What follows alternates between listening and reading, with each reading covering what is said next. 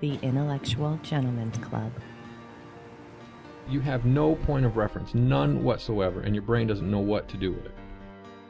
Yeah. You know, and it's a spongy mass of tissue that runs on neurotransmitters, and it's all these neurons that are tangled together, and their function is to communicate with each other.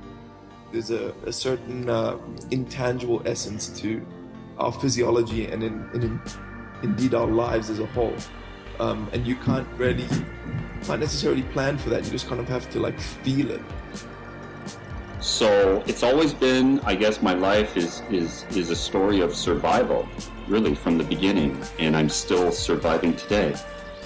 When I first started researching these experiences 20 years ago, a lot of people just completely dismissed them, and many people wouldn't talk about them at all.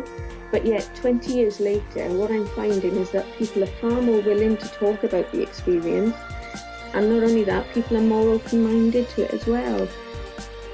Everybody wants to tell you exactly how it is. We don't know what's going on. We know a tiny sliver of what's going on. And again, it always comes back to our character. Unbelief and disbelief are two different things. I don't say, no, that's not right, it's not real. It's rubbish. I'm skeptical of it, that's all. I have a scale, I weigh possibilities and probabilities, and I adjust that scale with new evidence. I don't categorically say, no, the spirit doesn't exist. You're tuned into the Intellectual Gentlemen's Club. If you want to know what's happening, this is the place to be. You know, whenever my time comes, I guess we'll have all the answers, you know what I mean? Hopefully. Yeah. That's what I'm hoping. In the meantime, keep my mind open. Keep your nose clean? Yeah, well, keep my mind open. Don't discount anything just because it doesn't line up with what you've been taught growing up or whatever, you know. Like, if as long as it's good, it's good. We're just dudes, we're dudes who have suffered, and we're dudes who have found the light. And when we record, one of the things my whole life is I've always thought that you had to listen to somebody who's made it, or who is headlining, right, in order to learn.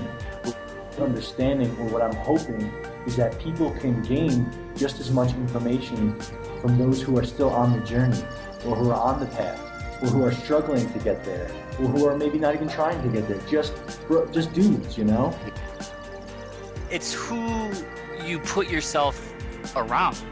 And I've surrounded myself with a bunch of positive people that want to take care of themselves. I always joke that I moved to Vegas to clean up my life.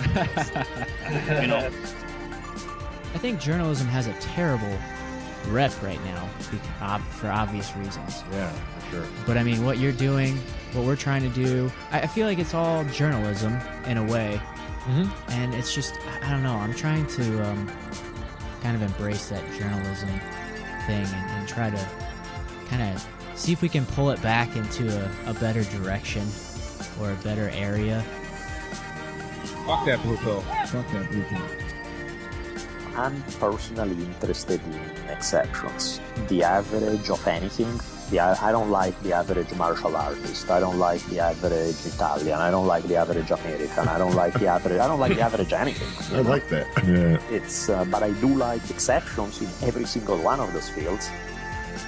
With some people, you can tell immediately that there is this kind of wall in front of them that doesn't allow such ideas to penetrate no matter what you say. And the only real negative feedback I get is people having this kind of humorous indifference about the whole thing. They think we're just going to the jungle to take drugs and hug trees and all this sort of thing. But I think once people start to see the positive changes in yourself, then they realize that maybe there is something to this.